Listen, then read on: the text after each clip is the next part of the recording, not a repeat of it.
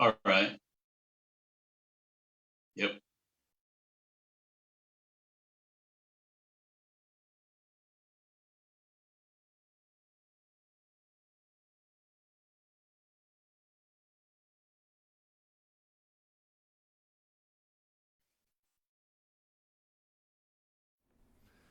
Good evening. Welcome to another show of Just Thought You'd Like to Know. Got a action-packed show tonight. Got a lot of information that happened over the weekend to let you guys know. I've got my co-host here, Mr. Ron Stoker. Ron's going to be with me, and we've got our main guest up in Reno tonight. We'll be coming live through Zoom on this. First, let's get back to the Just Thought You Should Know. Law enforcement did a recap of 2020 at the last state wildlife meeting.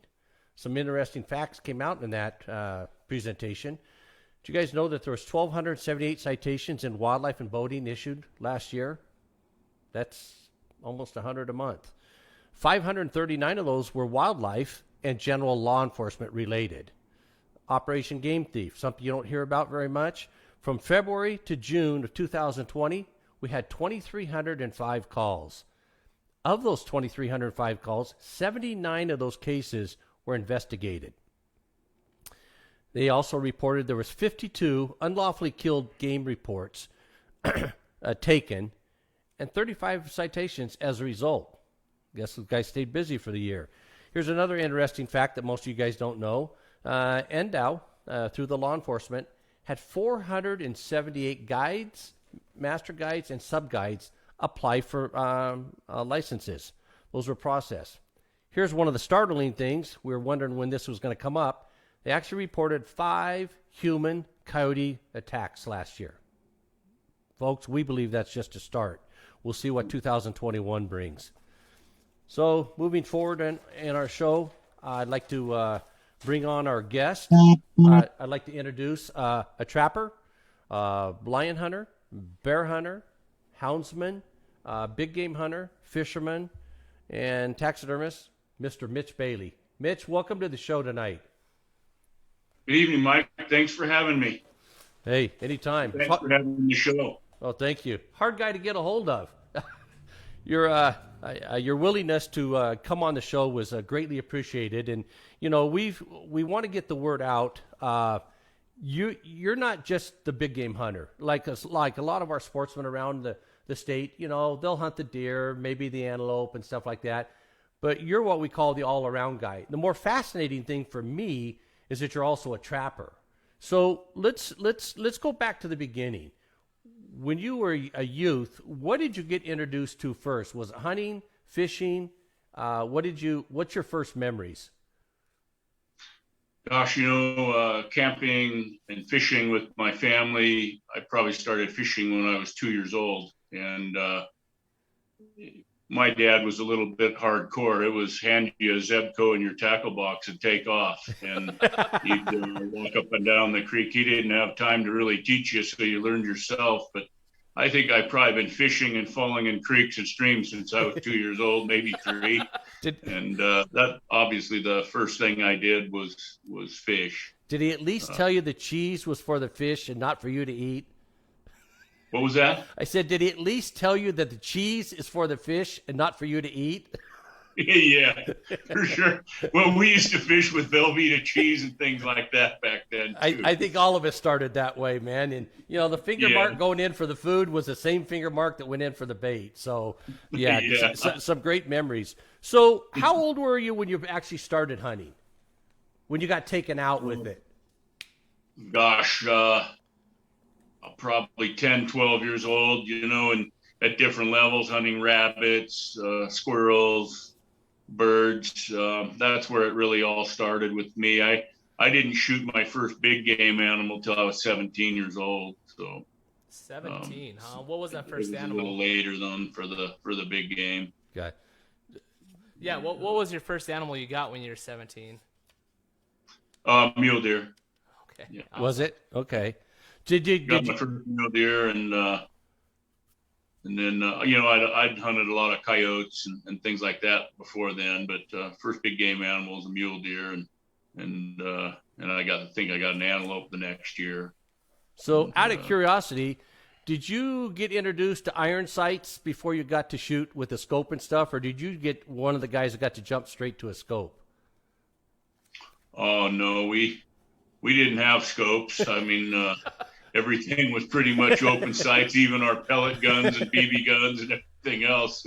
Scopes were a luxury. Yeah. And I truly believe, guiding now and having folks that struggle with shooting, I've thought about it a lot, and what I've come up with is, and not to be sexist or anything, but some gals struggle with shooting a lot, and little boys of my era, you wake up in the morning and you grab your BB gun and you go shoot things, and shooting things is something that just comes natural to you. So I don't know if that's why I think I'm a pretty darn good shot. It just comes natural. I've been doing it my whole life, and I'm 60 years old, and I still get up every morning and see if there's a jackrabbit in the backyard that needs to be thumped. So it's just something you do a lot of. And then scopes came along later for me, and they've sure evolved here lately. I think I just bought my first turreted rifle scope, Cabela's, a couple weeks ago. So Wow. Kind of, I haven't made that jump yet, but hey, I know a lot of guys that have, and they swear by them that they really like it. It's a game changer in some of the arenas and stuff. yeah. So when you first started hunting, did you have binoculars? How did you locate the game? And obviously, if you didn't, your shots were probably close range shots and stuff. Had learned to sneak up on them and so forth during the spot and stock. I just bought myself some optics here last week that I retail for about $7,000, and I've got a bag full of optics that are 2,000 and up. And when I started hunting, though, I had a 7 by 35 pair of Tasco binoculars that were $12.99 on sale, and with a little 1/4-inch strap that I hung around my neck, and you took off on foot. Yeah. But gosh, I probably didn't have my first binoculars till I was 18 years old either. So Wow. Yeah, I think we all started off that way. I didn't get to use binoculars and stuff until later on in years, and it's like, Dad always said, if you want to look through some binoculars, you're gonna have to save your money and buy some. And Right. that was a big motivator for a lot of guys and stuff. Want to take a second, Mitch, and we've got quite a few people on here right now. We want to do a shout out to Preston Acuff. You got Howard Hott, Brian Cox, Robert Allen. Guys, thank you for tuning in and listen to what Mitch has to say. We're going to get into the nitty gritty stuff here in just a minute, but I think all of us can relate to how he started out. How a lot of us started out and stuff. So with that, let's talk trapping. That's one thing that I've never got introduced to, but as I get in this field more and more, I get fascinated by some of the people that got introduced to it. How and when did you get introduced to trapping? Well, it might sound kind of corny, but I was always interested in Westerns and mountain man movies and reading books and Crow Killer, the Jeremiah Johnson story, the Jeremiah Johnson movie, etc. It always fascinated me. I figured I was an old soul at a young age, and I had a horse, and I got to thinking one day as a kid that I could get some saddlebags and go get some traps, and I went down to the local sporting goods store, bought a few traps and a book, and I gave it my best shot. And when I had no idea what I was doing at all, and I went out there, and based on what I saw in the movies, I set my half dozen traps that I bought, and they were the wrong traps, the wrong type of anchors, the wrong type of lure, you name it. And I set all my traps, and when I went back to get them, they were all gone. What kind of traps did you get? Pretty much pulled right out of the ground, and I tried it again for a while. I had a very, very little luck doing it. I'd always trapped birds and things like that, but as far as trapping fur bears or coyotes, bobcats, things like that, I struggled horribly. And moved out on my own, got my own house, and all of a sudden this fella moved in across the street from me, and man, he had trailers full of foothold traps, and he looked like the trapper he was. And And after living across the street from him for a couple of years anyway, we became friends, and he took me out and showed me how you do it professionally, and I was hooked that day. And after going out with him for one day and checking my traps, I think our first check we had a badger and a couple coyotes, or a couple bobcats, and boy, that was something. It's like Christmas when you check your traps. I don't care what the weather's like or anything else. It's just that motivation to see what you might have caught gets you out there. And so I was probably mid-20s when I really got hooked on it. Awesome. Awesome. Who do we know who that guy was that introduced you to trapping? Well, we sure do. That's Joel Blakesley. He's my mentor and one of the greatest trappers that ever came out of Nevada, Idaho, or any state for that matter. Oh. And the one thing I would like to emphasize is the trappers that I've met, especially Joel. He's pretty close to my family and my heart, but the trappers that I've met, you remain friends forever. It's quite the brotherhood. Yeah, Joel. So yeah, you do know Joel, of course. Yeah, Joel is quite a historian, and he's a walking encyclopedia. Sure. I'm kind of wishing that I'd got introduced to it at a younger age. I got a question. What were the first traps you bought? Just out of curiosity, the wrong ones. What were the first traps I bought? Yeah, Were the wrong you ones. said They you were bought little Victor #2 jump traps and just little gimmick traps. They were nothing capable of holding coyotes or bobcats, and I bought them right out of a sporting goods store. They weren't. I hate to say this, that at the time they probably weren't even legal traps. There were no jaw spacers or anything else, and like I say, I did my best with what I knew what to do, and I would have been better off to have had some help. That's really funny that he said he had a mentor. When I started trapping, I was the same way as him. I didn't know what I was doing. In fact, I traded some old bullets I had for the first traps I got, and I just messed it up. I mean, I remember I went back to 3 of my traps, and they're all gone. They're just gone. I knew I had something, but they took the trap with them, and then I met up with my mentor, Eric Payne, and he took me out and showed me how to do it, showed me how to set the bait and set the length away and make sure they step in it. And man, it makes a huge difference having those mentors. It does. And, a little plug here for the Trapping Association. I've been doing this for my whole life. I'm in my 60s. And the Trapping Association is the only group that I know of, outside of a hunter education, it's the only group that I know of that goes and actually holds classes and teaches the new kids coming in. They have those big rendezvous. They have rendezvous everywhere. I've gone to 2 or 3 of them. I've learned enough to know I have respect for the people that can catch animals with it. Me personally, I have a hard enough time setting a mouse trap. I go back and check, and a week later, there still ain't nothing in it. It's like, I think the mice are gone, and you see 3 of them running across the floor. So yeah, that's so I take it you're still trapping to this day. I still trap to this day, and I'll tell you, the thing that's really special about trapping that I learned the most is I didn't go out with Joel every day for 6 months. We went out one time, and then when I struggled, he'd come back out. It was a learn it on your own kind of deal, really, with his knowledge. And I'd call him at night, ask him what to do. And then I hooked up with another fellow that he introduced me to, who was Eric Rasmussen, who was another phenomenal trapper, but he trapped differently than Joel. And so I got a little bit of both of their methods, definitely hooked, very successful. In a couple of years there, we really had great years. Even when the fur market's down, you still love to do it.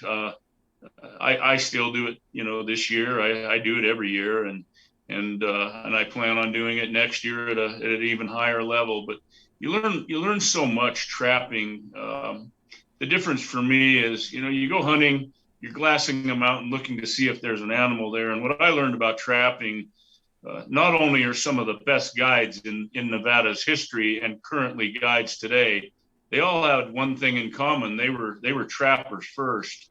And I think trapping makes a person more knowledgeable, maybe studying the ground more than just glassing.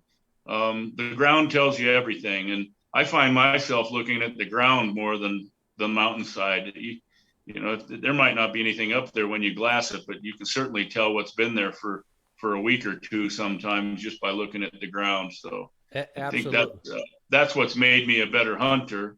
I'm certainly not the greatest hunter out there, but it's definitely made me a better hunter having trapped and continuing to trap. Well, how it does, and even me talking with trappers, they start pointing things out to me that I may not have noticed or looked at or paid as much credence to as I needed to. But in talking with them, it's a science. They analyze everything. I mean, they can tell you the difference. Well, the trap's got to be this far back because the reach on a coyote is this, a reach on a bobcat is that. They know the prey. I know that a lot of people say, well, you know, you're trapping indiscriminately. I would have to argue the point and say, no. I mean, these trappers know exactly what they're trapping. They know what their target is, and they set it up and they set their traps up accordingly. If you're going to hunt a bobcat, you set a trap different than you would for a coyote, and vice versa. I have a world respect for that knowledge that you guys possess, and doing that. And you know, I've always given credence to the trappers because I'm a big game hunter, and outside of the trappers and the predator hunters, there's nobody else that's in the private sector helping take care of the fawns, the calves. I say that on the show all the time, but it's the truth.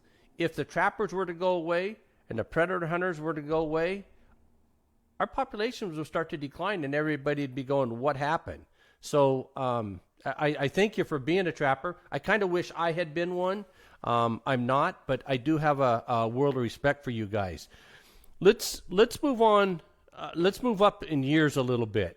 You were a big game hunter. You also did your fishing and stuff. What got you into lion hunting? Was it the dogs, or was it because you were seeing so many lions and stuff? I started lion hunting back in the early '90s, and you know, just something that fascinated me. The whole hounds, chasing animals with hounds, training hounds. I had bird dogs and such, and I was doing some bear hunting up in Montana, spot and stalk hunting at the time. We were hunting the Rockies, and one of the guys that I hunted with had hounds. He lived there in Roberts, Montana, and he had hounds, and gosh, he introduced me to a fellow in South Dakota that had hounds, and one day I called him on the phone and said, I really want to get some hounds and I want to see if I can't catch some lions. And because I was out so much, you know, I mean, you're out trapping, you see lion tracks, and you think, gosh, that'd be fun. And there wasn't a lot of people doing it back then, so I traded a couple rifles for a couple hound dogs, and he sent them here on the airplane. I caught my first lion the next day.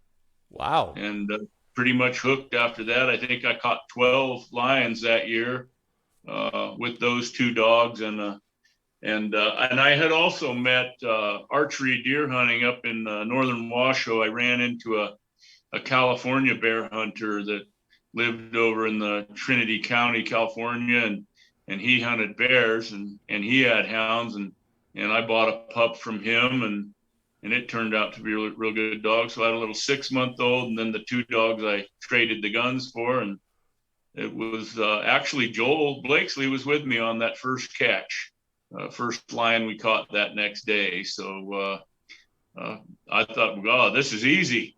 And boy, it wasn't so easy the next year, I'll tell you that. So it gets pretty hard to find lion tracks on this side of the state with the weather we have and that. So that's what got me into it, and I've been doing it ever since also. Well, Yeah. you know, some of the aspects of economic impact come up at a lot of wildlife meetings and stuff like that. Mm-hmm. If you don't mind us asking, roughly, what do you have invested in lion dogs today? And over the course of time that you've had, how much money do you think you've invested in dogs in your lifetime? Time or money? Mainly money, but also in time.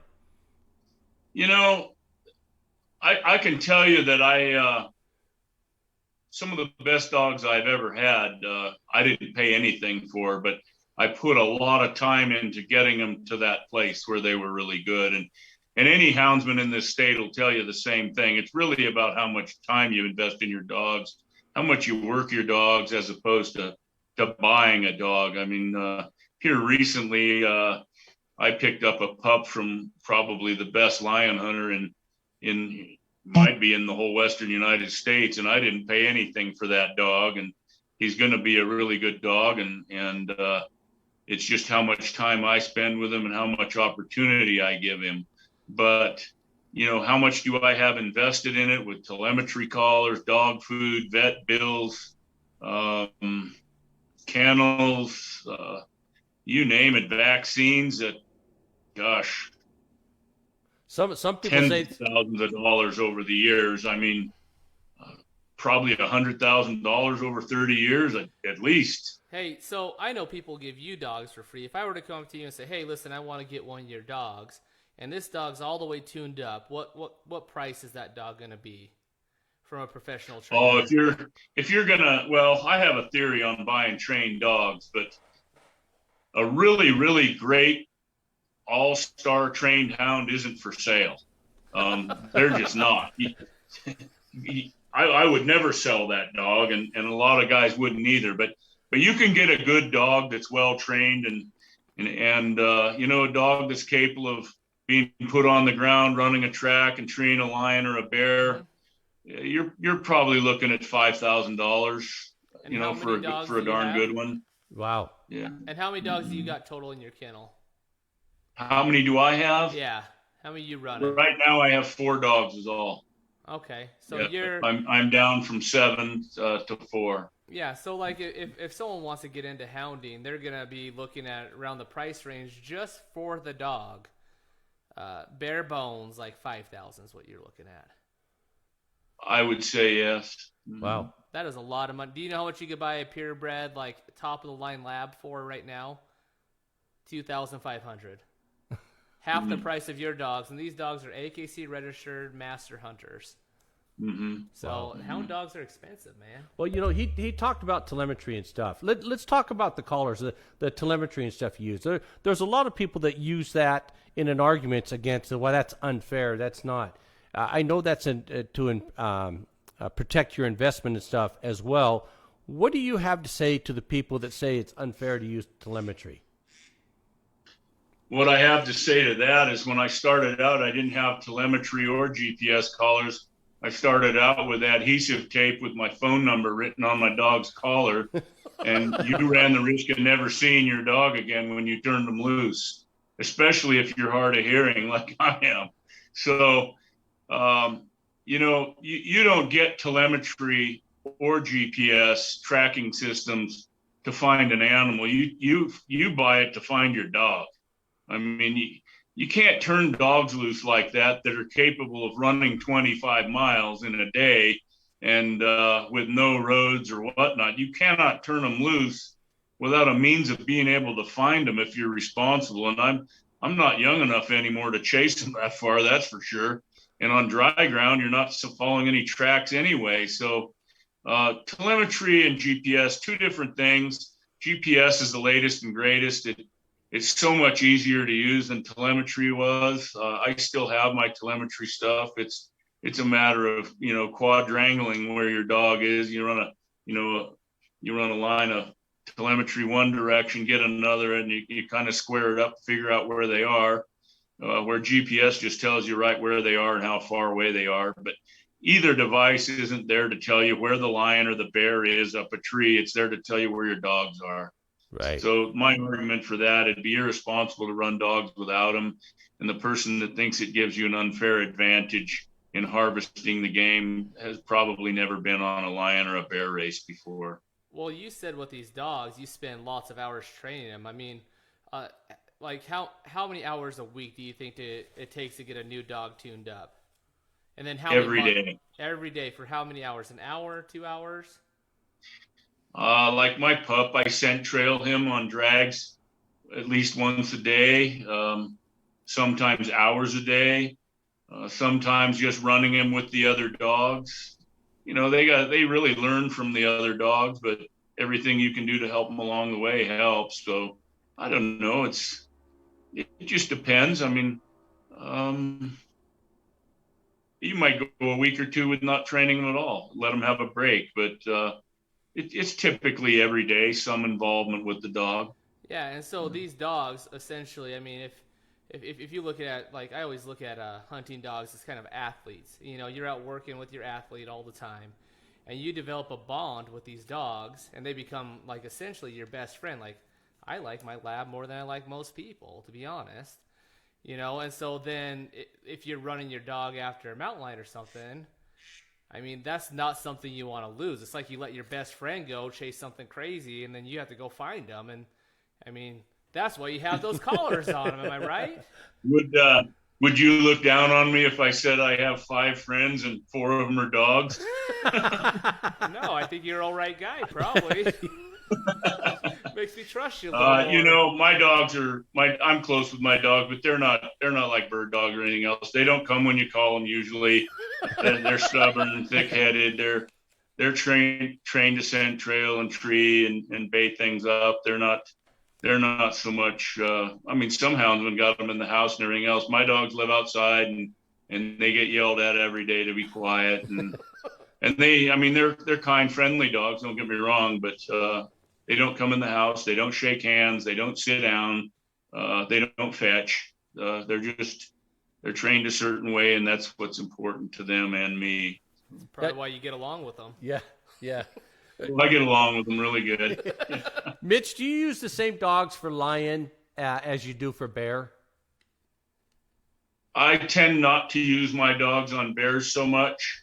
I have some really, really great guides that work for me that I have 4 houndsmen that run bears that work for me. They have really great bear dogs and pretty darn good lion dogs as well. They run their dogs on both, but there's a little retraining I think that goes on. Bears are a little bit easier to scent trail than a lion is. My opinion. Like I say, I'm not the smartest guy or the best guy around, but that's my opinion. I tend to find that dry grounding lions takes a really cold-nosed dog that works the ground really hard, and a bear dog can run with his head up. So that's how I think. And plus the bears are a little tougher in the country we hunt, a little tougher on dogs' feet. Just it's nasty country, and they're big, tough bears. Wow. Let me ask you a question. Now that you're getting into this and you do the bear hunting stuff, I know that the bear hunt's been going on for about 10 years, and you and your sub-guides with you are probably responsible for about 30% of the bear harvest since the inception of the bear hunt. Do you want to tell the people out there how many bears have you turned loose versus how many you've treed? I will. Would you like me to start with the bear hunt, when the inception and where we got to where we are today? Yeah, please. I'd like to. I can go through it pretty quick.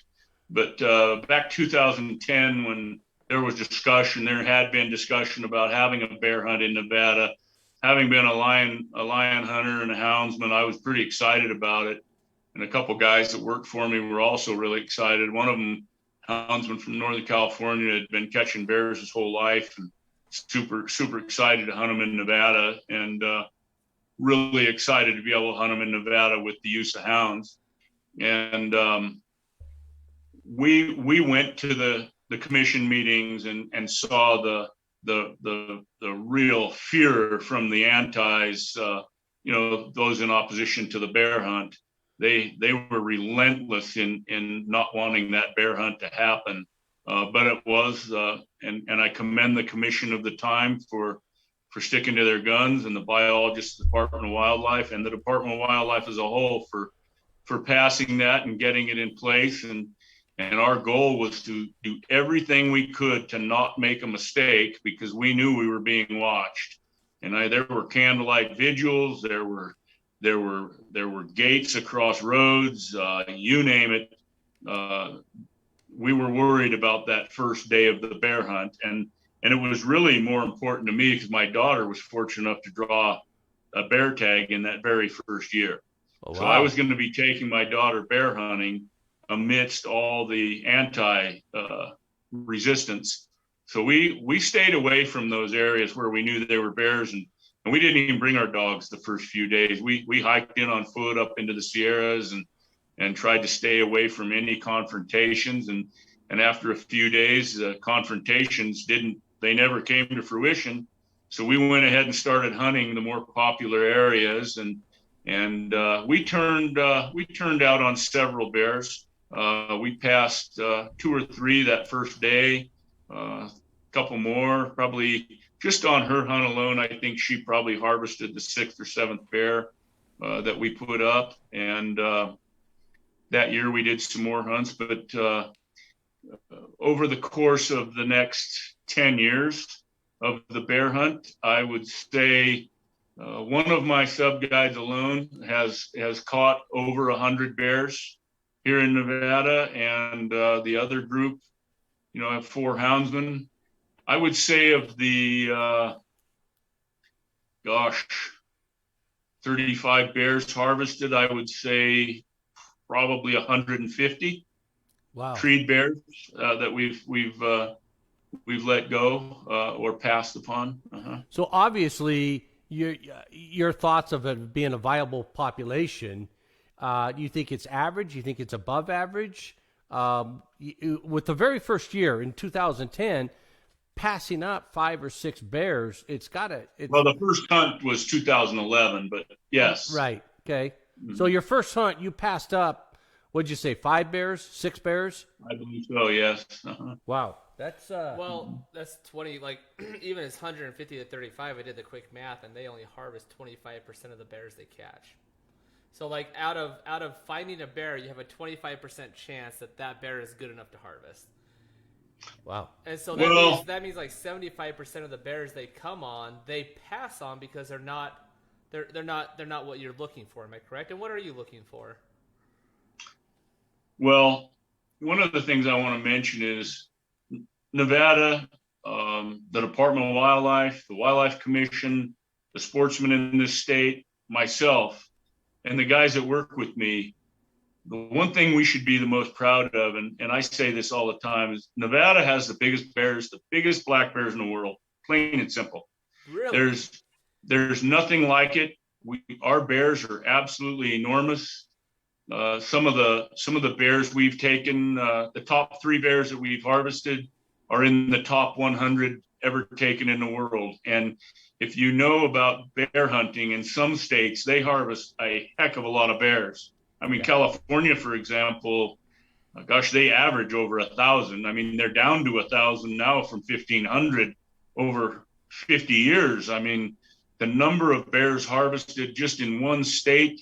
Then you throw in Pennsylvania, some Maine, some of the East Coast bear hunts, Canada, Alaska, and there's a record book which I like. It's not bragging. It's recognizing the largest of the species. And when we put 3 of them in from this state in a short time span of 10 years that break that top 100, that's pretty incredible. It is. And these bears we catch here, the guys that hunt with us, I make sure they know that when they book their hunt with us, that you have an opportunity here to really, really get a bear that's something to be proud of. I mean, you can be proud of all of them, but I'm not going to hide the fact that each individual hunter has a little competitive edge with himself, I hope, and wants to do the best he can. I don't see anything wrong with that. You can call it selective harvest. You can call it trophy hunting. You can call it whatever you want. But we definitely have the biggest bears in the world right here, or at least some of them. And so I emphasize that to our guys that hunt with us, and they work really hard. And some of them go home without a bear. And some of them are fortunate enough to kill really, really big bears. Awesome. And so that's what we're after. We don't enjoy, we don't shoot sows. We do not harvest sows. Although I personally don't see a real problem with shooting any sow. Some sows, yes, some no. I think that the younger age class males in that maybe just isn't what we're looking for. So we tend to let those go and look for large mature boars that are in that 300-pound range and up to as much as 600. Right, and, right. Some of these bears we're getting are grizzly bear size, honestly. Yeah. So I know the non-consumptive user says, well, it is a trophy hunt because they don't eat it. Well, I happen to know a good friend of both mine and Ron's is the host of Field to Grill. And he's actually done episodes and showing you how to cook bear, and it's almost a delicacy. When it's done right, it's very it's very consumable. What's your thoughts on eating bear? Well, as far as eating any wild game, I thoroughly enjoy it. Whether that's mountain lions, deer, antelope, elk, moose, caribou, rabbits, chucker, you name it. To me, a bear is no different. You have a chance to harvest a big bear. They've been usually eating pine nuts. We're not shooting the garbage bears up at Lake Tahoe, so they're usually full of nourishment and quite tasty. A lot of fat on them, but once you get that fat off and you get down to the meat, they're pretty darn good. I know both of my daughters fortunate enough to harvest black bears in Nevada. I unfortunately haven't been able to draw that tag, but I'm sure I'm going to draw it this year. And both of them processed their bears, had salami, snack sticks, jerky, burger, salami, you name it, and shared it with their classmates in college and high school. Awesome. And they all enjoyed it too. Do you have a favorite bear recipe, or do you just prefer the salami and things of that nature? Is there a certain way that you enjoy cooking myself, it? I hardly make steaks or roasts out of anything game meat wise. I like to grind it, and my favorite is chili. Bear chili. Okay. Mm-hmm. There you go. I made a comment at the Clark Cab when they were talking about the value report. They interviewed 1,100 people and what were their thoughts, and it came up that 80% of the people aren't in favor of the bear hunt. And I'm like, well, that may be true, but I'm going to let the listeners out here know that in 2020, the bear hunt, for 50 tags, there's 3,472 applicants. So regardless of what any poll or anything says, there are way more people that covet a bear tag than people that don't want you to hunt bear. So, right now that's a huge percentage of people that are trying to get something that's very attainable. You've probably been trying for 10 years. You haven't gotten one.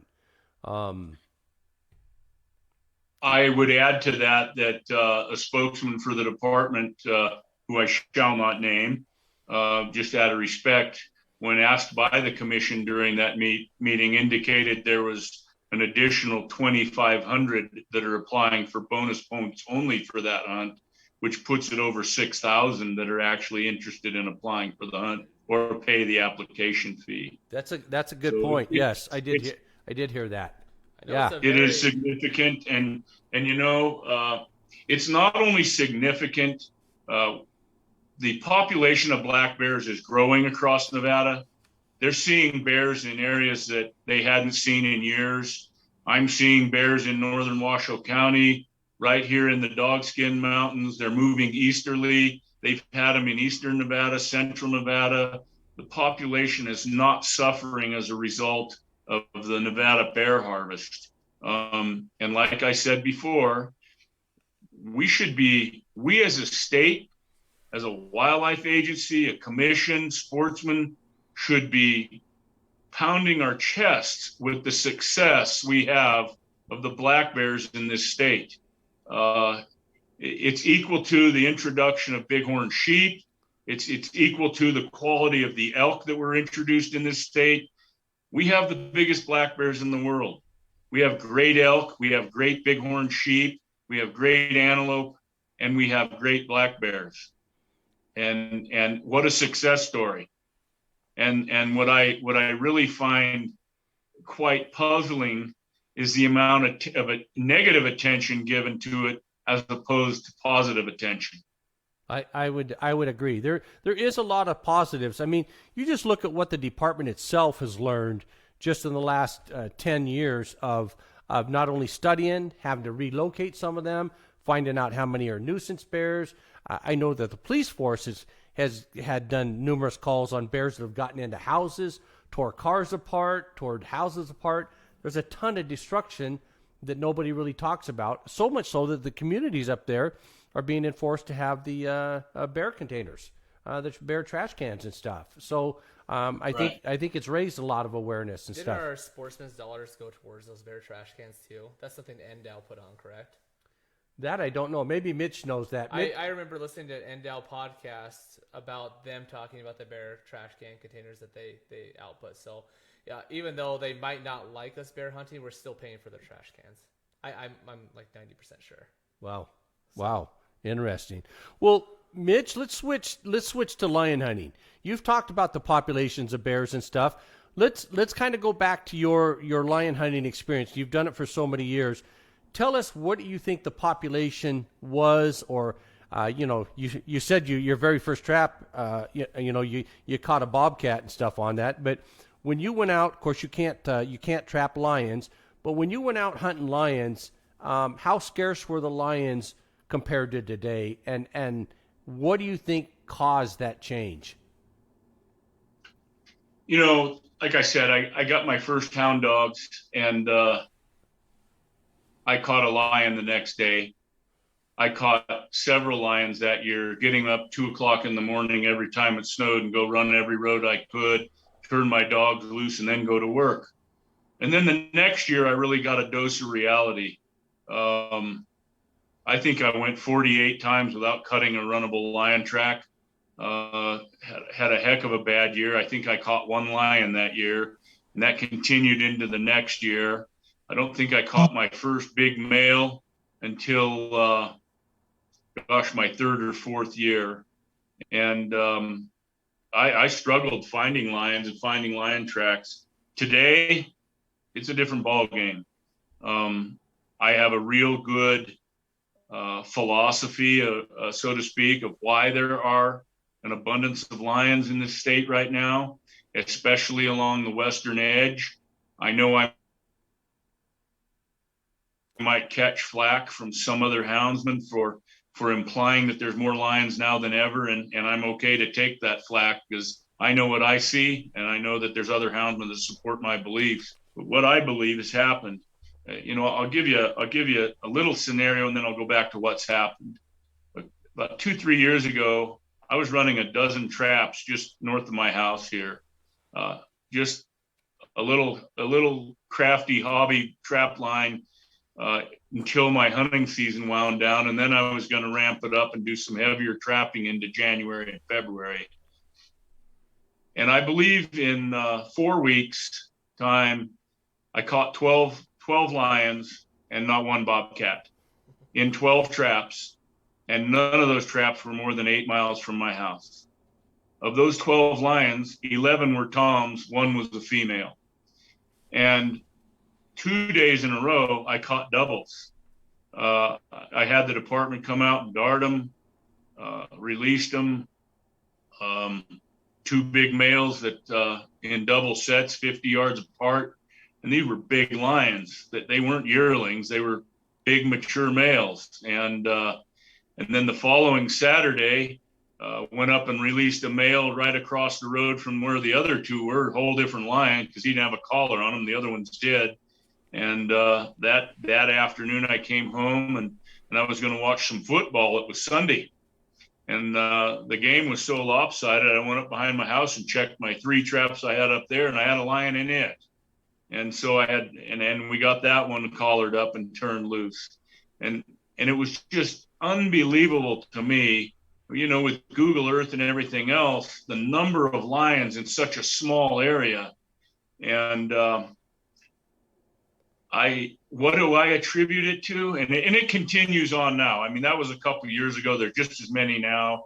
I've had just as much luck finding them as this year, last year, even more so this year. But I think what's happened is, you can draw a line down the western side of Nevada, and what you have is California, the whole stretch. And you have lions since the early 90s when I started with hounds. You can't trap them, hunt them, kill them, possess them in California.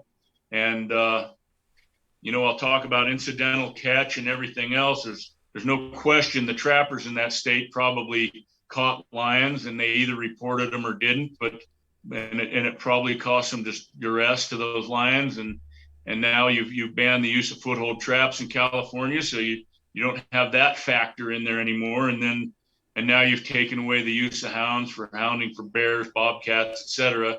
So the houndsmen in California probably aren't catching lions either, or the incidental catches that I don't know, accidental harvest, who knows? But that went away too.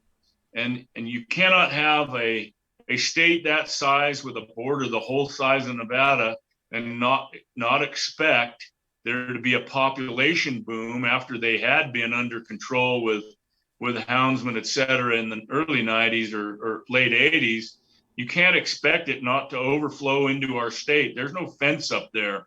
And the reason I'm convinced of it is because the first part of this state that started seeing loss of deer, and not for habitat loss either, it was just loss of deer, plain and simple. It started on the western side of the state. Northern Washoe County is really in trouble with mule deer. They're just very few. And it's not hunter pressure. It's not overselling of tags. I mean, if you have a harvest objective of 25 deer in an area for the sportsman, and you think lowering that to 15 is going to help, one or two lions going to eat that many. So I don't really see that, taking it away or blaming it on the sportsman's the issue. And now I think you're starting to see the lions move across Nevada. They've already moved across pretty healthy populations in every mountain range in this state. And I go back to some of the books I read when I first moved here or started hunting lions, and that there were a lot of units in this state, the Sheldon Antelope Refuge in particular. They didn't expect there was one lion on the whole 033 unit, as well as a lot of other units around here. And there's an abundance of them now. I don't believe lions are the whole problem. I believe fur prices play a role in it. I mean, some of the highest level of game species in the mid 80s is when fur prices were the highest. So, you get the trappers out there catching the predators. Predators are in control. Prey base climbs up the ladder. So that's what I think has happened. I'm pretty well convinced of it. I don't know what the solution is, because they're not going to build a fence down the California property line there. And unless we do some really, really heavy predator management in this state, I just don't know that it's going to get any better.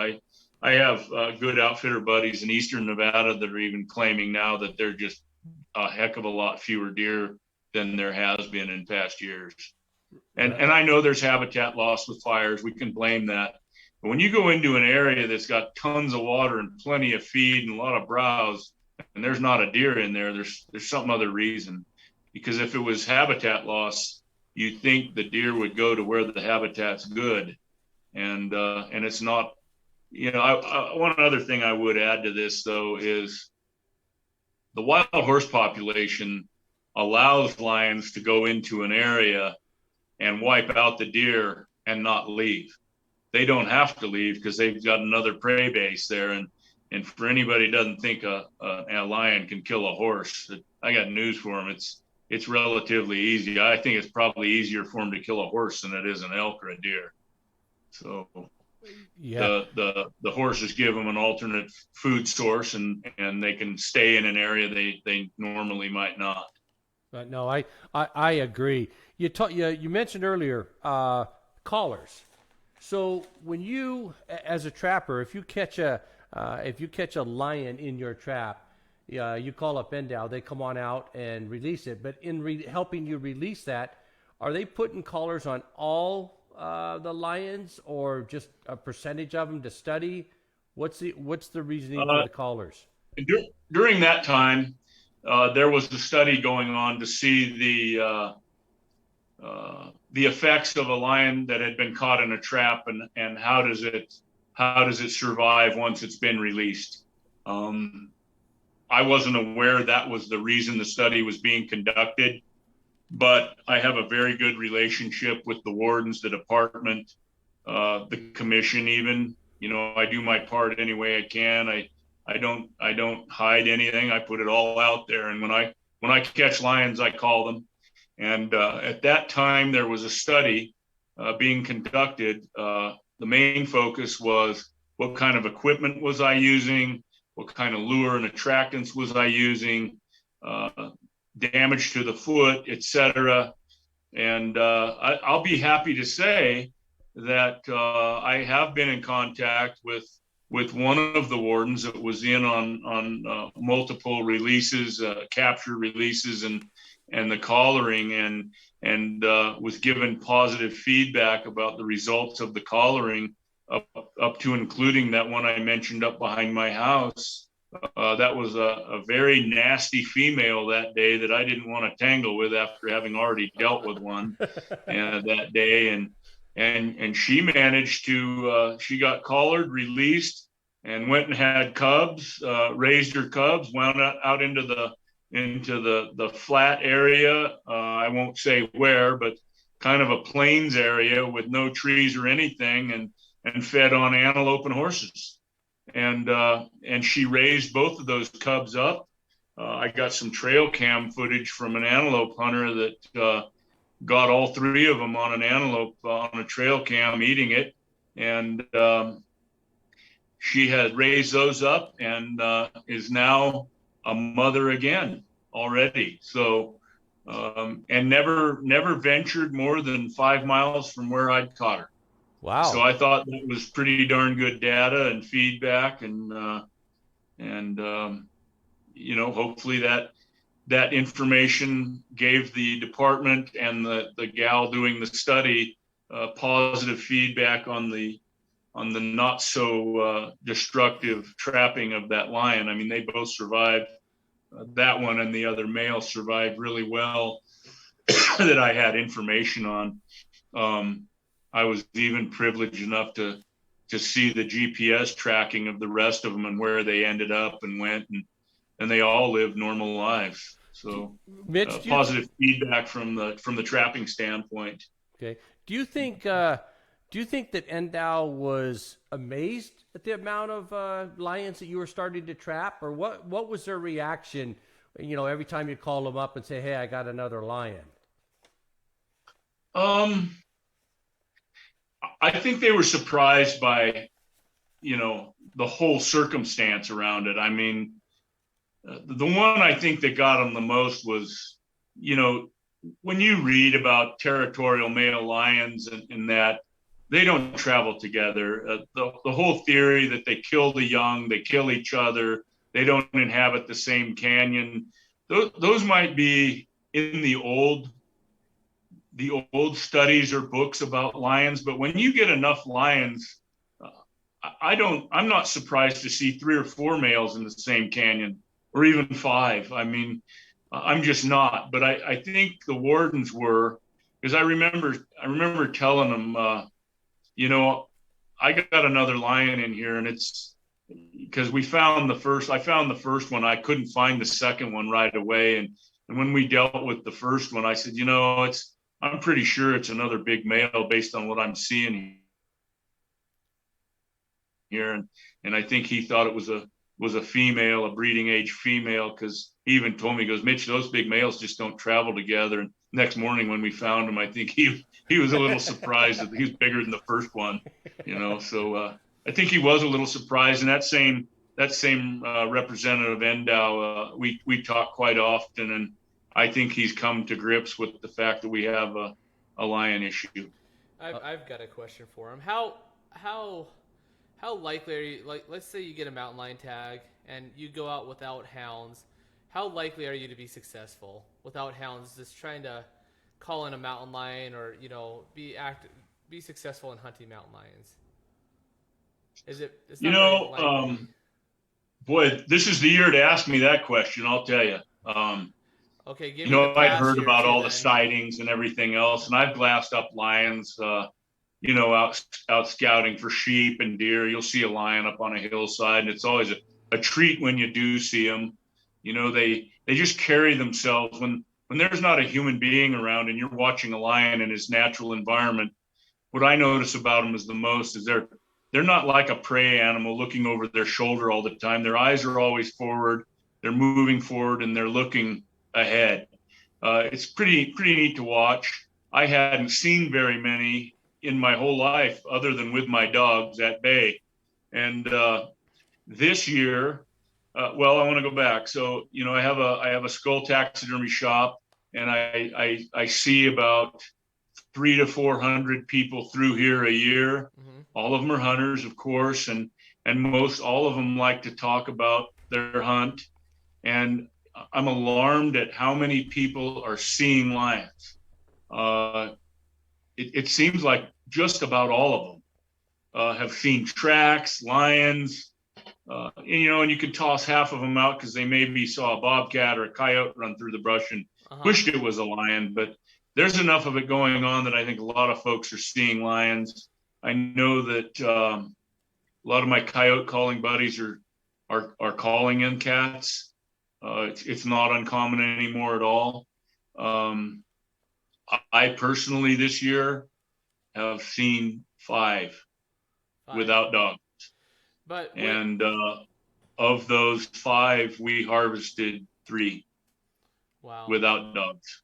But when it comes to being successful, and what I kind of see you as is the last, the protection of the coyote or the mountain lions coming over the border from California. And when it comes to being successful in managing those predators, having hounds is pretty crucial to be effective in that. Am I correct? It is, but I want to clarify. I don't believe the lions are coming over from California. Okay. I believe the lions in California are occupying every free space they have. So any new lions they're not coming over, but they don't know where the border is. Okay. So they have to have a range of their own to hunt. They have to find a prey base to hunt. And when there's nothing left, they move and find it. That could be Oregon. It could be Southern Nevada, Eastern, Northern, or any part of the West. And then the ones in the Western part of the state are moving over because you just got to follow the prey base. And we don't have a lot of prey base on this side of the state. So I don't know that they're running across the border into Nevada, but the population has grown so much in California that it's kind of like filling a water balloon up until it pops. Eventually it's got to get out of the circle. Okay. That's what I meant by that. It's not like they're, I know what you meant. But I just wanted to clarify. I don't want my houndsman buddies thinking I'm telling everybody they're running across the border into Nevada, because it's not exactly how it goes. I think they're already here. Yeah, they are. They came a while ago. Yeah. Yeah. So it could be based on our prey base going down, and they're just migrating to other parts of the state then to find. For sure. And I think what you were asking is, do I think an acceptable method of take is a spot and stalk or just calling lions? I think you can get lions that way, but I don't think you're going to get them in any numbers. I don't think you're going to get enough to manage the population at all. And I don't even know with the number of houndsmen in this state that you can get enough to manage the population of lions. Yeah. I truly don't. So getting rid of you guys is almost like borderline stupidity. I think if you if you can't trap lions and you can't hunt them with dogs, pretty soon you might not have a deer season, would be my bet. Wow. Yeah. Wow. Let's Or a very, very cut back one, that's for sure.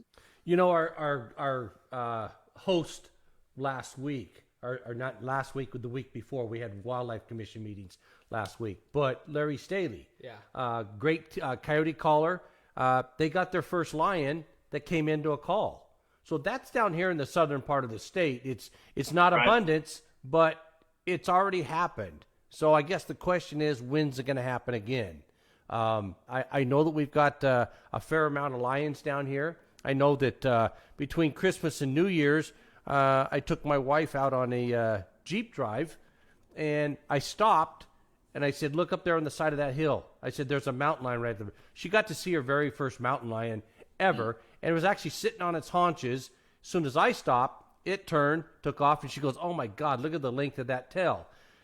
We're going down the road, not 15 minutes later, 20 feet off the side of the road is one running alongside the Jeep. She got to see her second one within less than 20 minutes. And I said, "Honey, people will go a lifetime and never see one in the wild. You've seen That's right. you've seen two in 20 minutes down here." She's like, "Oh," she goes, "Well, why did we come down there?" I says, "This is where most of the lion hunters come that have the dogs. We're down here looking for the big deer. We only saw a handful, but it was amazing how many mountain lions we saw, and we cut tracks everywhere." So yeah, they are in the same. I want to add something about the lions, because I'm not the guy that thinks we need to go kill all the lions at all. But what I want to add here is a mountain lion harvests a deer, and that lion can feed off that deer for quite a while, and then go quite a while without eating again. It's when he leaves that kill and something else comes in and takes it. And that could be a black bear. It could be a coyote. It more likely is going to be a bunch of birds, and they'll clean that thing up, and that lion's there, and he's got to go kill again because everything else took his dinner. And I think that happens a lot more than people think. And, we have some great trappers in the state that are really putting a dent in the coyote population. The coyote contest, I know, which recently came under fire, which is a whole nother can of worms. Why on earth would anybody want to curtail the control of coyotes is beyond me in any method. We're never going to put them at a level where they're in jeopardy. That I don't think that's possible. And in areas where the coyote population is hunted and trapped pretty strenuously, you can notice a difference in the game that's there. So I'm not blaming it all on the mountain lion at all. They are a problem, but coyotes and scavengers play a role in that too. And I think, as you see in this western part of this state, with the bears making their way into the desert country, and that where there isn't a lot of, berry bushes and things for bears to eat, they're going to start scavenging on kills and whatever else they can find, and that'll just mean more lion harvest, in my opinion, of big game species. More predation. Well, let's jump ahead, Mitch. Let's discuss the mule deer decline. We all know we're in about a 30-year mule deer decline. What do you believe are some of the limiting factors of the mule deer? And if you had the magic wand or the magic pen, what would be your recipe to first stop the bleeding, and number two, try to get it trended back upwards, because we are on a 30-year decline? We are. I hear a lot about science and studies, and they're time consuming. Office studies, I don't think, are accurate. Field studies can be, but there's so many resources out there available to gather the data you need and to come up with a conclusion. And a lot of those studies are not from a biologist or from a questionnaire, but it's from people who never get asked. And as somebody I'll give you an example. I have a little cabin up there in northern Washoe County. I used to predominantly hunt Unit 014. I love that unit for big deer and a lot of deer. And those early 90s, there was so many deer up there, and the population really declined, and it declined to a level where they did a mule deer study there. And that mule deer study consisted of poisoning, trapping, snaring predators. And the study, if you call it, or experiment, was so successful. I've never seen a transition like that in my life. We could take a little drive in the morning from my cabin, make a 30-40 mile loop out into the flats there around Fox Mountain and the Negro Creek drainage, and we'd probably see between 60 and 80 mule deer bucks in a 5-hour drive, and that's no exaggeration. And that study stopped, the trapping stopped, the snaring stopped, And the next year you'd see 40, and then you'd see 30, and then you'd see none. And 2 years ago, I did a hunt in there, and in 5 days, I saw 6 mule deer bucks, a handful of does, and the largest buck I saw was a 16-inch 3-point buck. And in those areas where you'd see 50, 60 bucks, there were no deer. So the study was done. The solution is there, but I don't know how you afford that kind of, I mean, the expense that the department put out and everybody put out to conduct that study, the mule deer study, was significant, and you can't sustain that kind of expense to have a robust population of mule deer to hunt. So what's the answer? Come up with a lot more money and put it in the right direction toward predator management, and you're going to have all kinds of deer. And is it worth it at the end of the day for a guy to get a deer tag, but it costs the department $20,000 to provide it? I'm not sure. But I do believe a strenuous effort toward predator management is what you need to establish a larger prey base in mule deer. And mule deer are the ones that get it. I mean, let's face it, antelope aren't the lion's first choice, or the coyotes.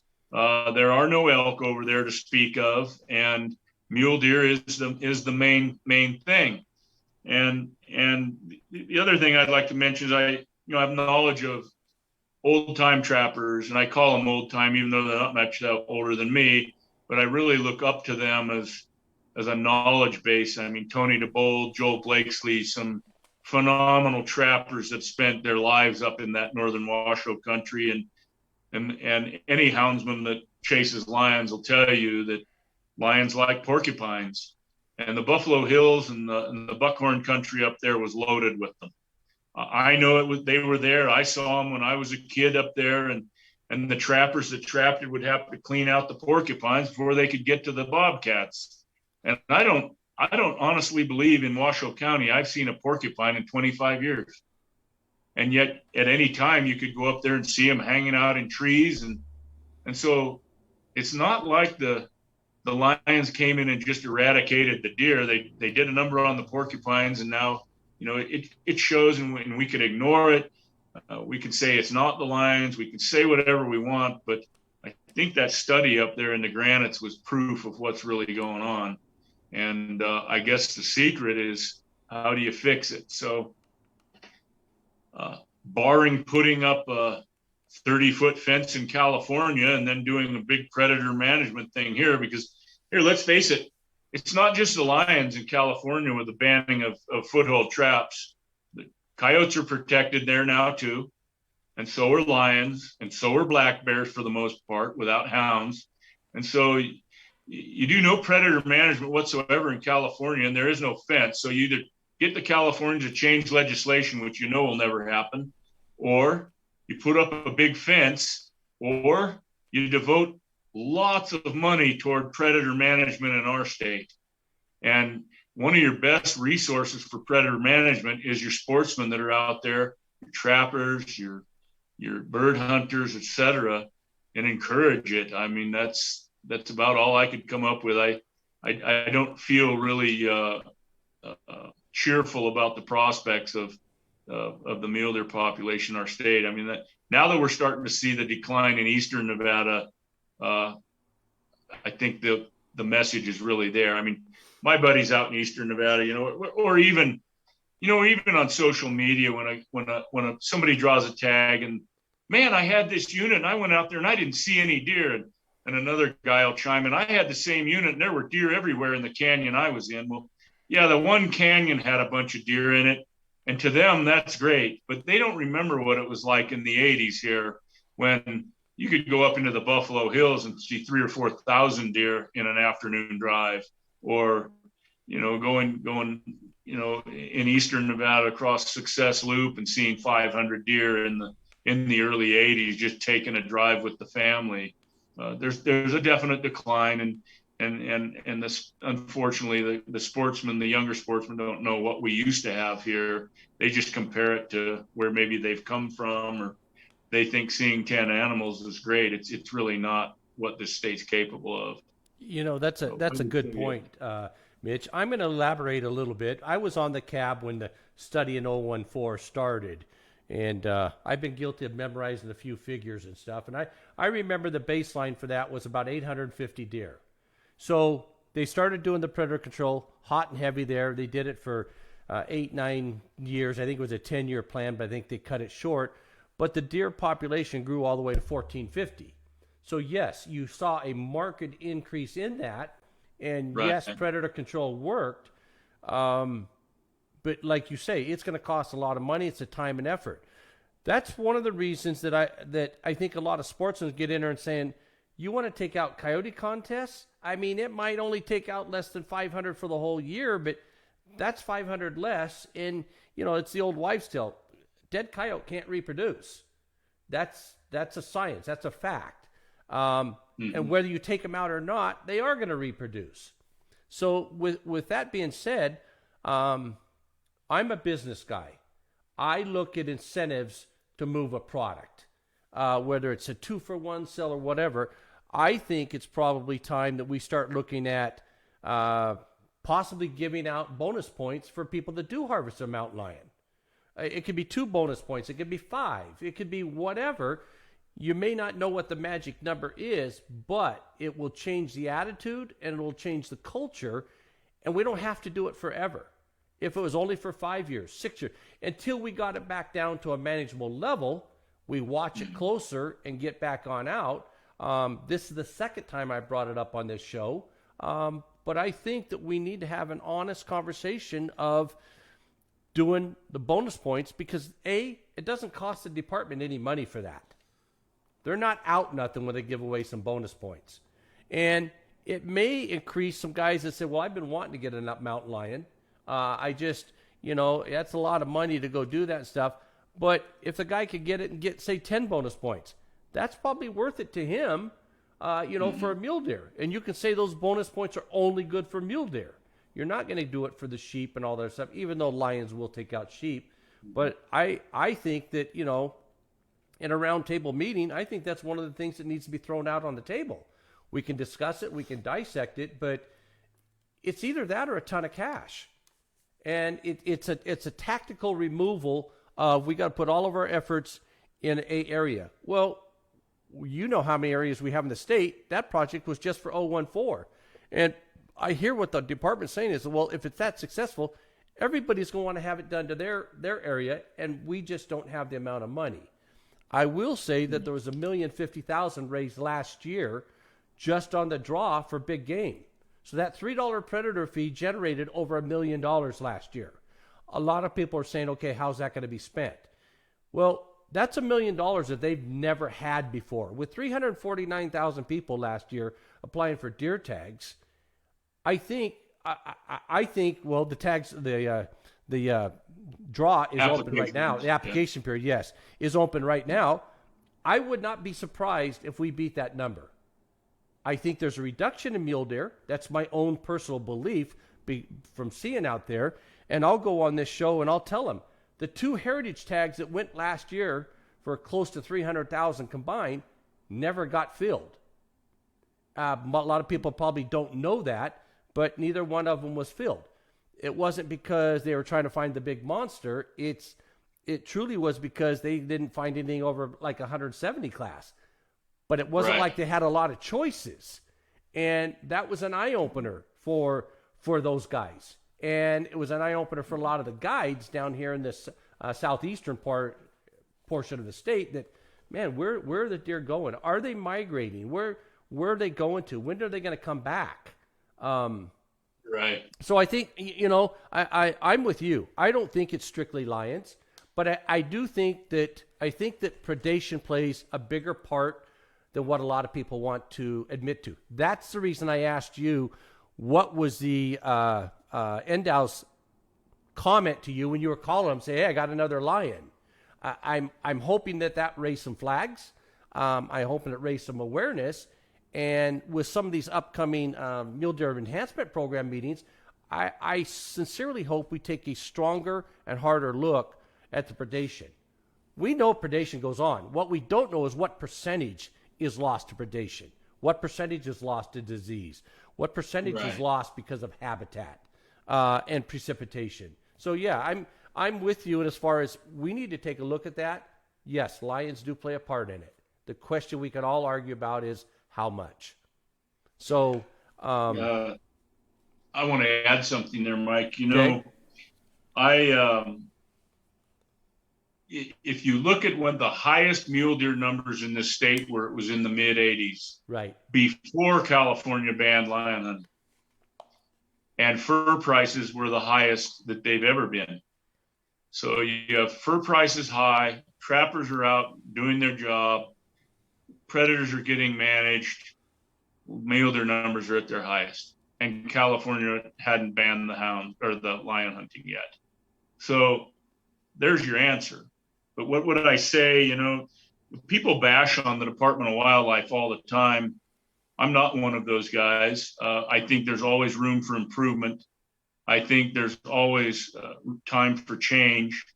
But whether it's the current administration at NDOW or a past one, it really doesn't matter to me. It's still the Department of Wildlife as I know it.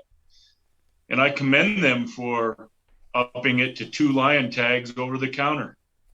I commend them for allowing bird hunters to shoot lions with shotgun shells when they're out chucker hunting, because that was new, and 2 tags was new, and they've made it easier to kill a lion if you incidentally stumble upon one or you want to kill 2. They've done their part in that regard. But where I think we've failed here is we're not doing our part. I mean, you know, everybody's anxious for the big game draw. They're anxious to put in for deer, elk, bighorn, sheep, and antelope. But we have lion season year round. You can go shoot coyotes year round, and you don't see a lot of interest in it really, but you can, and it helps. It helps the other end. But the other thing about what you said is, you know, bonus points, great idea. They're all great ideas. And I agree with you. Man, that would motivate people to do it. The problem lies where our Wildlife Commission and our Department of Wildlife are constantly defending themselves and constantly coming under attack from some fairly well-educated, strenuously opposed to what we do people that continue to just slam them with, I mean, think about it for a minute here. The commission just met for 2 days, and the subject of conversation for the most part was the use of hounds for the bear hunt and coyote calling contests. Well, we've been having coyote calling contests since I've lived in Nevada. Now, all of a sudden, we have to take it to the Wildlife Commission to consider banning it. We have had hounds for the black bears since the bear hunt started. And now, for some reason, we need to ban the use of hounds. They can't ignore these petitions or resolutions, Clark County Commission recommendations. But at what point does our commission and our department, when are they allowed to finally get back to managing wildlife and their duty and their job? You know, I heard it in those meetings. You work for us. They do not work for us. They work for the wildlife of Nevada, not the antis, not the sportsmen. They work for Nevada's wildlife. And yet their whole time is being spent defending themselves against frivolous accusations, lawsuits, etc. And the wildlife is suffering from it. What do you suppose would have happened if over the 2 days of that commission meeting and hearing, or whatever you want to call it, with testimony from the department, biologists, wardens, etc., if that 2 days was constructively to talk about what can we do to raise money, awareness, or enhance mule deer populations in Nevada? Right. Because, to put my good friend, and I won't mention his name, on record here, We've been having contests in this state forever. Everything we do is a contest. A fishing derby at Wild Horse is a contest that involves the death of wildlife, wild trout. Isn't putting in for a big game tag a contest to see who gets the tag and ultimately goes out and gets to harvest one? But because it's coyotes and because the Clark County Commission listened to people unanimously, the Wildlife Commission had to hear for 2 days, or at least one, how these things need to go away. And when are we going to be able to allow the commission and the department, like I say, to get back to managing wildlife rather than answering to this kind of stuff? It's beyond me, and truthfully, I hope at some point somebody puts their foot down and says, enough's enough. We've got to manage our wildlife in this state, not answer to the antis, or even the sportsman side of things, because sometimes they can get pretty confrontational too. But all in all, I think they do as good a job as they can at times, and they have, specifically with, and I don't know that's the current commission or the administration at the department, but they have against popularity with the antis, especially authorized 2 lion tags and over the counter, and you can shoot them when you're out bird hunting. So I think they have taken some steps in the right direction. I think we just got to make a heck of a lot more. And, if we're going to give bonus points out for whatnot, what's going to happen. I think it's a great idea, but the antis will be all over it. Again, wouldn't that be a form of a contest? Yeah, I hear what you're saying, and you know what? Thank you for saying that, because I think there's a lot of sportsmen out there that have the exact same sentiment. I mean, I know I do. For the record, I'm going to let the viewers know, some of them that did not watch the wildlife meeting on Zoom this last weekend, there was over 2,200 emails sent in on the hounding, and it was reported there was over 600 emails on the coyote contest. Right. I part of my testimony was at the end is, let's get back to managing the wildlife. I'm with you. I mean, I remember a whole year that went by of nothing but trapping regulation meetings. And I'm like, you know what? I mean, you guys want the trappers to go away? I'm living in Las Vegas as a result of those meetings. We've got thousands of coyotes in our backyard now. It's not a single coyote. It's not 2 coyotes. It's packs of coyotes. Channel 3 went out to do a story. It was reported there was 13 coyotes on a golf course. They were dejected because they could only get a picture of 8. And it's just, it appalls me that the Clark County Commission and a lot of the antis think the solution for this is to outlaw the coyote contest. It doesn't have that big of an impact, but it does have an impact. It has a cultural impact as far as that helps supplement the actual predator hunter himself.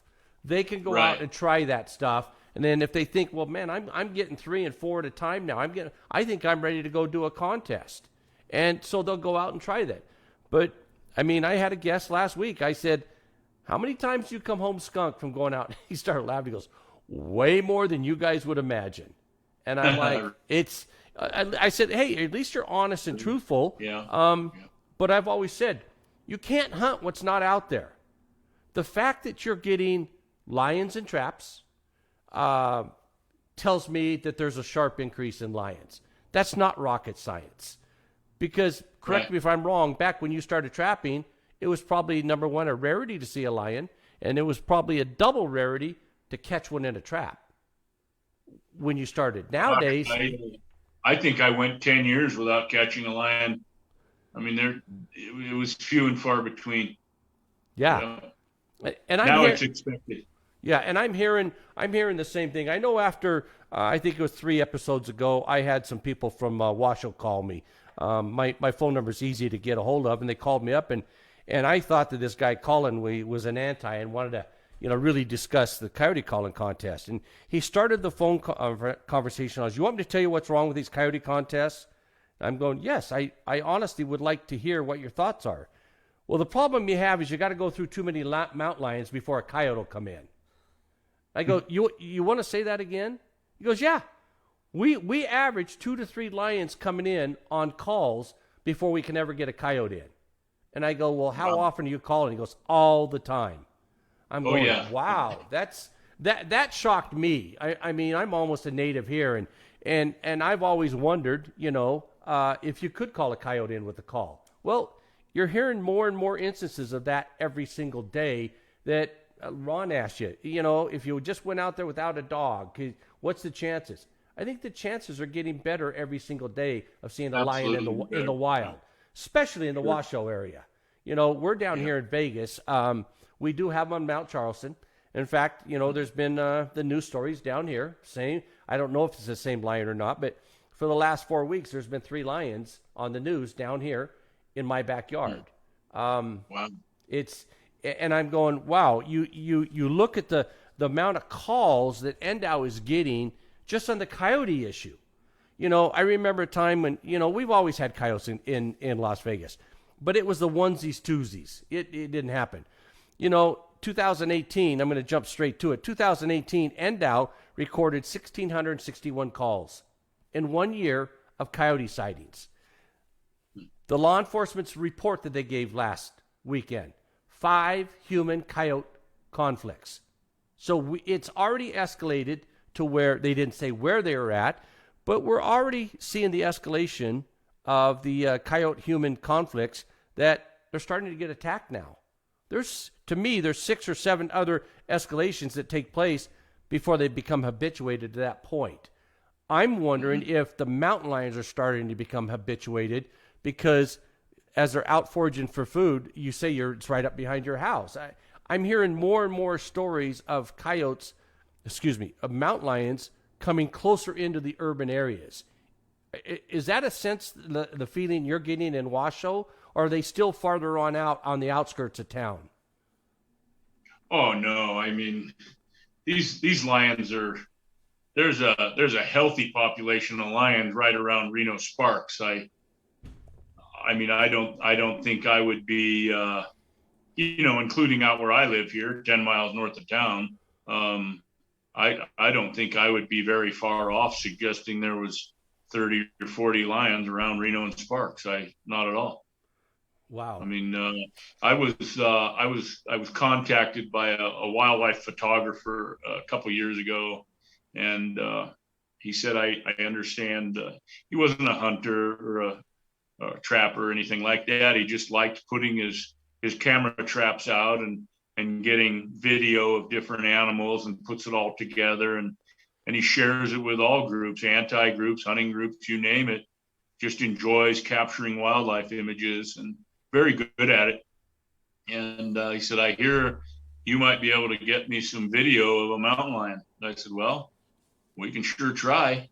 And I took him into a canyon that I know is frequented by lions. And I had just taken a guy in there and harvested a great big male lion out of there. It took us a long time to get him, and we pulled him out of there. And I thought, I don't know if there'll be another lion in there yet, but it's worth a try. I mean, we pulled a lion out of there in February, and I think we were going in there in April with his cameras and stuff. And we hiked down in there, and I found fresh lion scat everywhere. And I thought, well, I believe there's another one in here.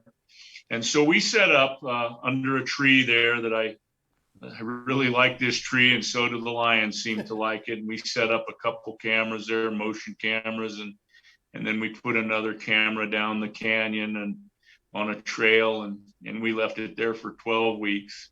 And we came back and had 1,400 images of lions. Oh my gosh. Wow. And we had males and females. We had males and females sparring. We had females and her yearling cubs. We had the female getting bred.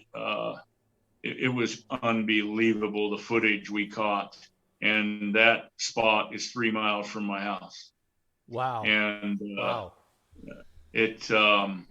that, and then going up the road 8 miles and catching the 12 lions I talked about between my house and up the road.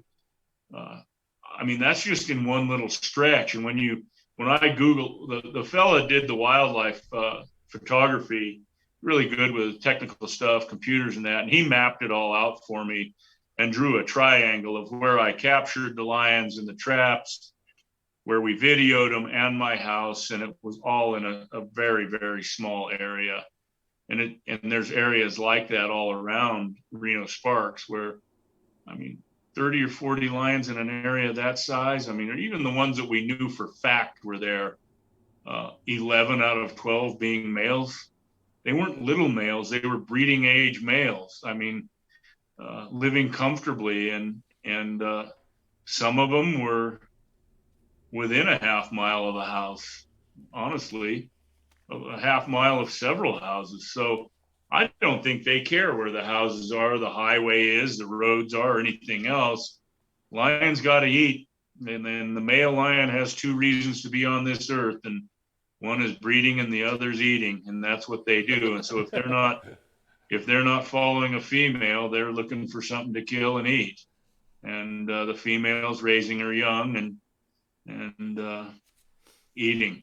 Wow. So that's what they do. And that could lead them anywhere. It could lead them into a backyard. I mean, I was just working on a couple lions down south of Washoe Valley there that I had harvested some lions with some clients in that out of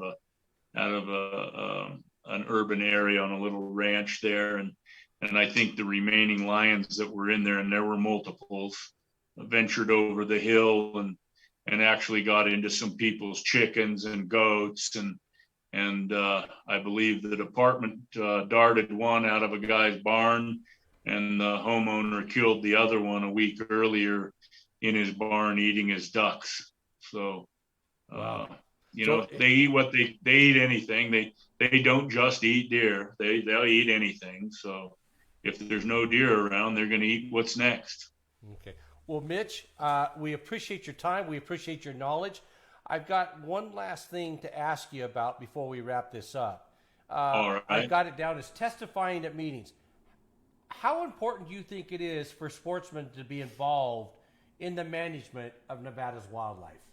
That means attending meetings. That means sending emails. That means going to CAB meetings.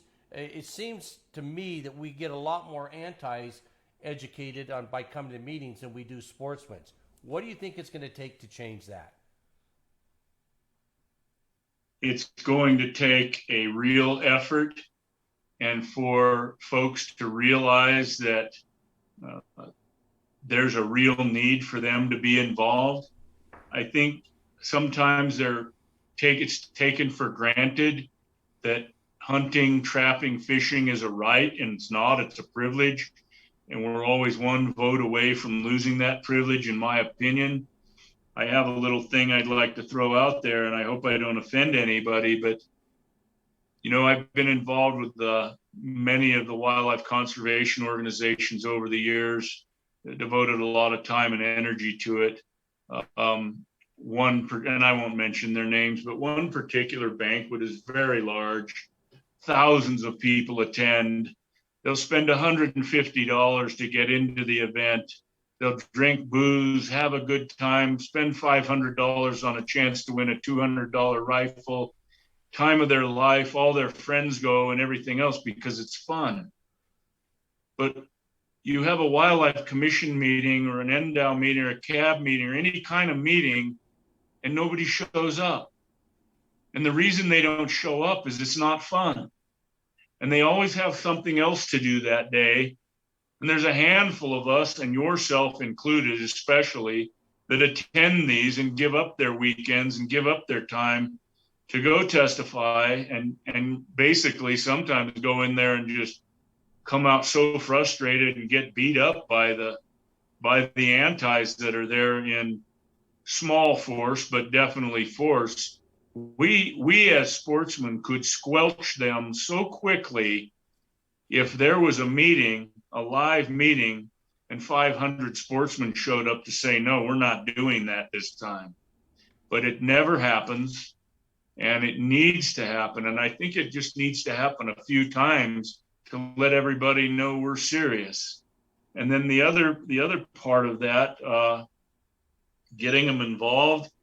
This isn't really about getting them involved, but it was mentioned at the last commission meeting, and I want to emphasize it. That two of the commissioners strenuously mentioned to the party that they just voted in opposition of, that we've got to curtail the social media pictures and videos done in poor taste.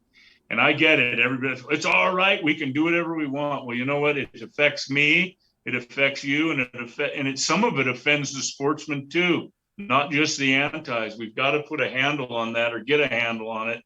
I don't know how that's possible other than just conveying a message. But it was mentioned enough that really needs to stop, because that's what's making these commissioners have to listen. They might otherwise not listen if they didn't have something like that glaring them in the face. Everybody, I'm sure your show, this show, any other show is being viewed by sportsmen, trappers, fishermen, a lot of people that don't agree with me or you. And I guarantee you it's being viewed by people that are in complete opposition to what we're trying to do. Yeah. So got to be conscious of it. And I don't know what the whole answer is to what you said, really, but I'm sure looking for answers as far as bringing everybody together in a rallying effort. I mean, there's a lot of groups out there, and one in particular, Sporting Dog Alliance, that Jason Graham and Becky Dwyer and Joe Crawford put together. It's there for sporting dogs and to keep the sporting dog tradition alive, and yet the membership is hardly representative of the amount of people that use dogs in the field in this state. And yet when there's a question, they are there politically fighting for everyone's right to use dogs in hunting. And it'd sure be nice to see everybody else joining in and supporting it and going to meetings, and not just them, but all the other groups that are focused on that. And maybe the Wildlife Coalition, Southern Coalition, Northern Coalition, those are the ones that I'm really pushing for, because you guys take on the political fight, and that's where it's at. The last thing is, like, you go to the banquets and you spend a bunch of money, you have a good time, and you walk out of there with your tail between your legs because you didn't win anything. And everybody will tell you, well, it's for a good cause. Well, I'd like to know what that cause is sometime, because in my opinion, the cause anymore needs to be the political fight. It doesn't do any good to put animals on the ground, fundraise for that and never have it happen. It's really the political fight is where we're at, I think, with fundraising and that. So I don't know, maybe convey that to the sportsmen. Your show is a good start, Mike. Definitely going to get the word out there, and hopefully what I said tonight helps in a little bit of a way, or the next guest does too, and it starts to rally and cry, and we get somewhere with it. Well, Mitch, we appreciate your comments. We really do. This show is sponsored by Southern Nevada Coalition for Wildlife, and like you said, it solely exists to help educate our lawmakers. Wildlife isn't a Democratic or Republican issue. It should be nonpartisan. So we are a nonpartisan coalition. We try to put the wildlife itself first. But to be honest, most people just want to put in for a deer tag and go deer hunting. I get that. That was the way it was. Notice I said was. That is not the way it is anymore. When you get 2,200 emails coming in to outlaw the use of hounds for bear hunting, if that's not a wake-up call to sportsmen, I don't know what is. 600 emails in, and probably a good percentage of them were generated because of this show, asking to send them in. This show is to help get the sportsmen educated on, to answer the question, how can I help? If you just listen to our guest, not only Mitch, but you listen to our previous guests we've had, and the guests that we have in the future, these guys are becoming guests on this show to fight the political fight. We've already got guys with boots on the ground. We got habitat restoration. We got water on the mountain. We got sheep on the mountain. We want that to continue, but this is kind of like a defense to allow the rest of the people to do the work.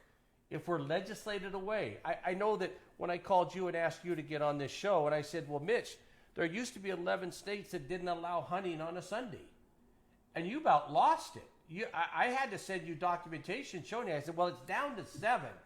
But imagine in Nevada if our legislators, not NDOW, if our legislators got together and said, you know what, we can't outlaw hunting, but we can outlaw hunting on a Sunday. Right. And that may be a time. What I'm trying to say is it's easier to fight the fight right now than after it's been lost, because it'll be 3 times harder to get it back. That's right. I'm making a plea to sportsmen out there to become involved. It may be as simple as sending an email in when we ask you to. If you'll monitor the Southern Nevada Coalition's page, we try to keep you updated, informed, and try to answer the question of, how do I help? We've never asked for money. All we ask for is the power of the pen, the keyboard, the send it in. So, Mitch, you have an open invitation to come back on the show anytime you want. If you got something you want to say, let us know. We'll put you in. Right now, we're trying to do the show once a week, but as we get up more technologically intelligent with this stuff, we may go to twice a week. We see that there is a need for this, and I will tell you guys this. The post that I did this morning, letting you know that you were on the show, before we went live on this air, we already had 1,000 hits on our coalition page. That tells me that there's people out there that are interested. So, Mitch, right. I appreciate you sharing your knowledge. You've got a wealth of knowledge and your desire to keep the wildlife wild. So, thanks for having me, Mike. I appreciate it. Anytime, guys. Guys, stay tuned for our website, or excuse me, not our website, our Facebook page, and we'll let you know when the next show is going to be. It'll probably be the middle of next week. Thank you, and make sure you leave comments on our page. Have a good night, folks. Bye.